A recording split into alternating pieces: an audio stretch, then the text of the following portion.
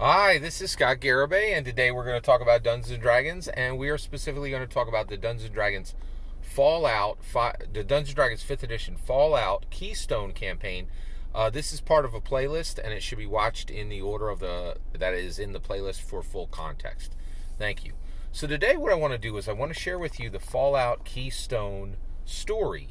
So this is a campaign that I'm currently a player in.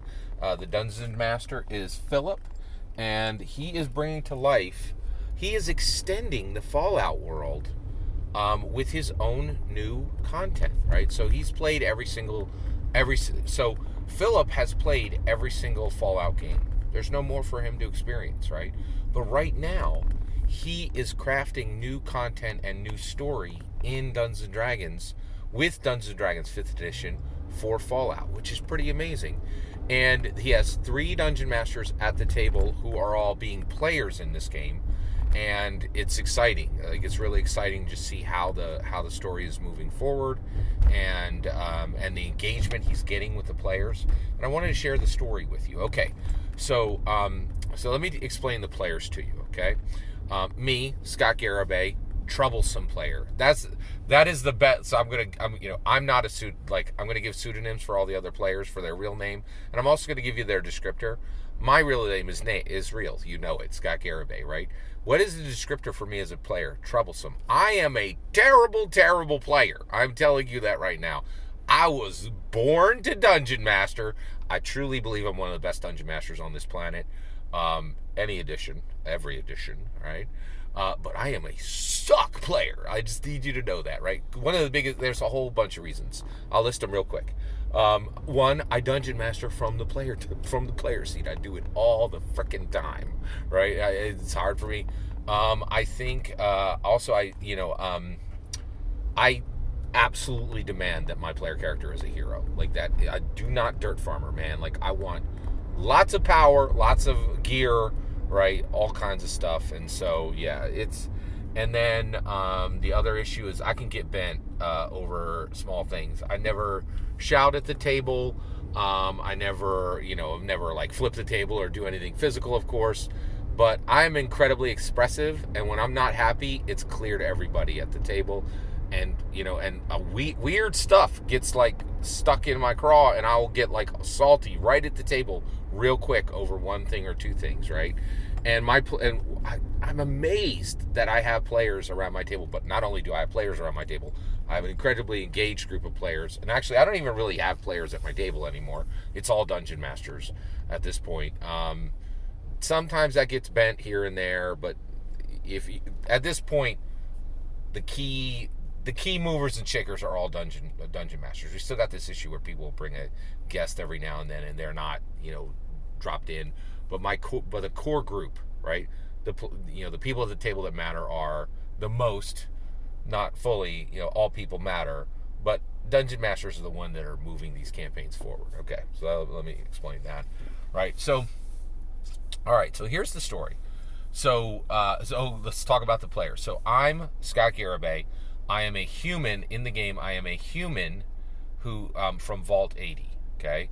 Then the next player is DM player, Dungeon Master, who is playing in this game, is Timothy. Right. He is the dedicated player. He's our most dedicated player. And then there is Gabriel, who is our power gamer. Okay. And both Timothy and Gabriel are both running humans from Vault 80. So we're all literally identical, and we're all between ages of 18 and 22, right? So there's very little range in who and what we are. We're all, just Vault dwellers from Vault 80 humans, okay? All right, so we're in Vault 80, and we start our day, and one of the nice things is the Dungeon Master had an excellent map of our vault, so we could go anywhere in the vault. The vault has a library, it has a radio lounge, it has a cafeteria, has an atrium area. We are on the Razorhawks football team. There's a Fallout version of it. I think it's called like a boom ball or something. The Dungeon Master did know the right name. It's actually a football that's shaped like a nuclear bomb, which is pretty. By the way, that's one thing that I've really growing to love about Fallout is a apocalypse game, right? And it is specifically Fallout is an apocalypse game, and we are playing Fallout Keystone. So this is in I think it's in 2283. Yeah, this is taking place in 2283. The bombs fell in 2077. Okay, and our vault was scheduled to come out of the vault. Our entire community was scheduled to come out of the vault 5 years ago, but the overseer delayed it, right? And so at this point, our player characters are specifically people who are dealing with the vault. We have and actually so we actually so here's what happened. So basically, our characters, we all are just kind of going about our days in the vault. We play in one vault ball tournament, and we win. We're called the Razorhawks, and our team wins, which is kind of cool. So and one thing that's really nice, I'll give you an example of my terrible play. Right, so one of the player characters, Timothy, was like, "No, I'm not. I can't play on the team because of I'm on academic probation." Which, that's a great call from a role-playing perspective, but it means you're out of the action, because there were roles for the Razorhawk game. And so me and Gabriel, both of our player characters actually, participated in the Vault Ball game.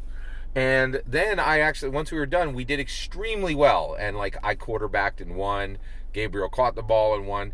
Immediately, I was like, hey, both me and Gabriel do not have athletics as a skill on our sheet, but we're literally on an athletics team. Can we both check that box? So, and the dungeon master was very kind and said yes, right? But I'm like, hey, I want treasure. I don't care if it's a skill proficiency. I want treasure. Like, I am really impatient and bad as a player. Like, I'm like, where's the loot? And I'm going to be asking for it at every point, because, and I'm saying this because I'm warning you, people want loot. My dungeon masters, the dungeon masters who are at my table for this, we run in slots, right? They don't give out enough loot. I give out tons of loot, right? And I wish they don't even give out half the loot I give out, right? And so I really wish these dungeon masters would give more loot. All right.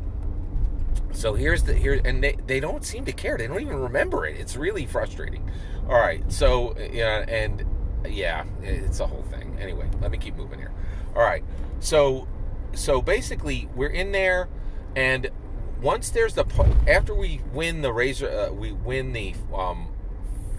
Vault Ball tournament, there's a big party, and this old man Calhoun comes out and starts ranting, and he says that that there's problems above, and what he says is that they've already sent people out into the wasteland, and there have already been advance teams, and what was found was so horrible that that's why the delay for us going up into the Fallout world above. That's why we're not doing it, right? We help we actually do a good job. So us as player characters, we help calm the old man down and get him captured by Vault security, right? So the old man is captured by Vault security, and he's put under house arrest in his own, area of the vault, right? We then have a meeting, and then our graduation is coming because we've just taken the GOAT. The GOAT is the General Occupational Aptitude Test. I was named as the Vault Chaplain. Timothy's character was named as the Vault Pedicurist, and then Gabriel's character was named as Shift Supervisor, which is literally what you do to become the Overseer. So he is like put into leader class and on leader track. I am put into the clergy class, right? And basically the GOAT. This was the real GOAT from the actual video game. So we actually took the real GOAT, the video game GOAT, and were actually put into these classes. The only thing that I didn't like in the story was we were told by other Vault residents that we could change what we were actually put into, the teacher had the ability to like put in a different different goat aptitude test result than you actually got, right? So Timothy actually spoke to the teacher and said, hey, I'd like to be vault security. And then the teacher was like, fine, you're vault security, which I really didn't like that aspect of the game. I was like, why'd we take the test, right? Like if we can just, why are we doing this kabuki? Like, why not just, what was the point of this, right? Like, if we can just ask for whatever we want, why take the test, right? So just another warning, if you put something important into your game and there's stakes behind it, don't remove the stakes. Or like that doesn't make any sense, right? So to me, that didn't make a lot of sense. It was one aspect of the story I didn't like. All right, so at this point you have so all of it. So we have vault security, vault clergy, vault, and then we're at graduation. Now at this point, we start talking about Old Man Calhoun, and we go talk to Old Man Calhoun, and Old Man Calhoun just says to us in calmer voice, hey, there's something up there that they're lying about, and the overseer is lying, right? So at this point, I immediately said to the other player characters, hey, let's go above, right? Let's break out of the vault, right?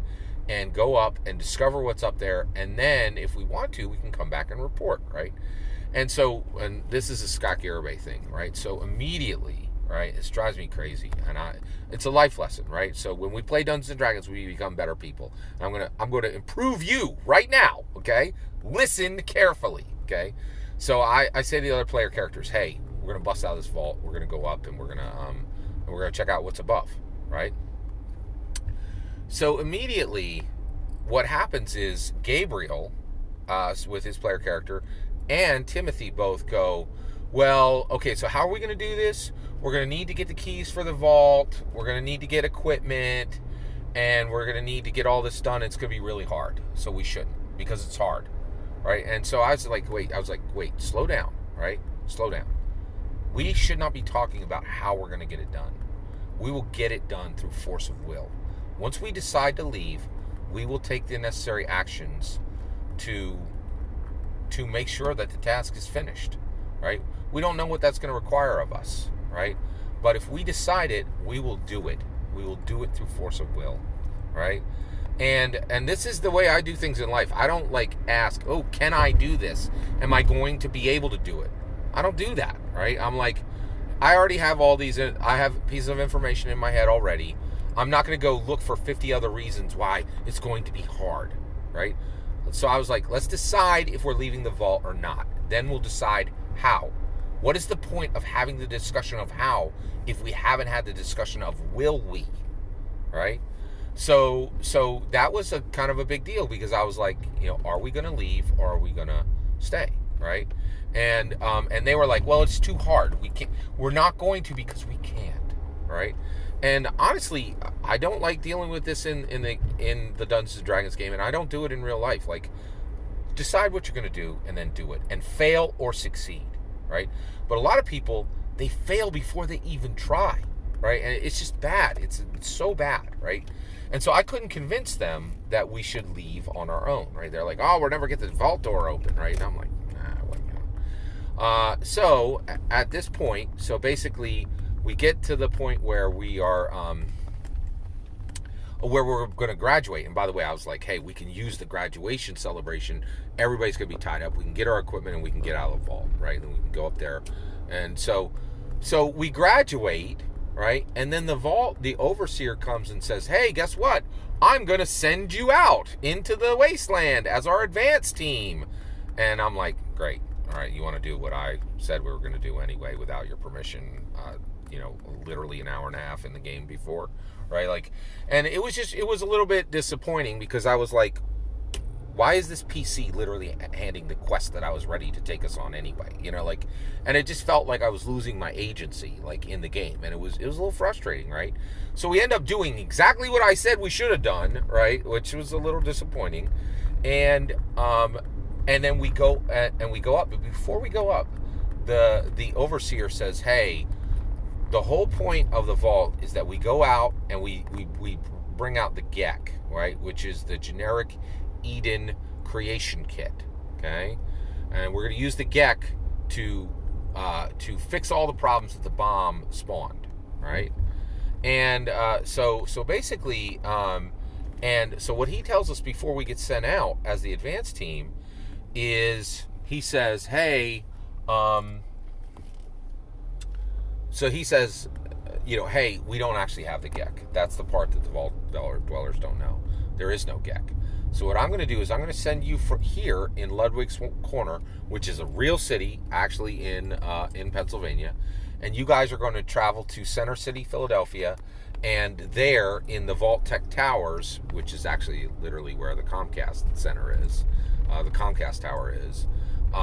You guys will, and we're literally using the Google Maps, right? And we are going into the buildings that are along the way as we travel. He's like, you're gonna go get the Gek, and then bring it back to us, right? Now we already know he's lying to other groups, and we know he's lying to us. We know he's lying to us because he's already lying to the other Vault Dwellers, right? So none of us trust him, and he sends a Vault Tech. He sends a scientist with us and a Vault Tech security NPC with us. We dispatch so we go out of the vault and we begin our journey in the Fallout land, and it's an irradiated wasteland. All the leaves are off the trees, and we immediately lose we let the vault security person lose himself, and actually he remains close to actually we're like, you don't even want to be here, just stop, you're not going with us. And we give him 1 week's supply, and he just sits outside the vault door and waits for us, and is going to wait for us to return. The scientist we sent actually is engaged and wants to be with us, so we're going forward with this Vault Tech scientist, and all 3 of us are actually going to the point to get the Gek. So that's the full story. Thank you very much for sharing it with me. I'm incredibly excited to be playing in this game. Philip's love and passion for Fallout is in every minute of play, which is really nice. I would have done a few things better. I would have done a few things differently, right? Which I called out. But I really appreciate you letting me share my opinion of how the game's going. And I'm just really excited, and I'll try to give you guys updates on where we actually land with progress within the game. Thank you once again for letting me share this with you. Please consider liking and subscribing, and I would also love to hear any of your stories that you use Dungeons & Dragons to create video games out of in the comments below. Please consider liking and subscribing, and have a wonderful millennium.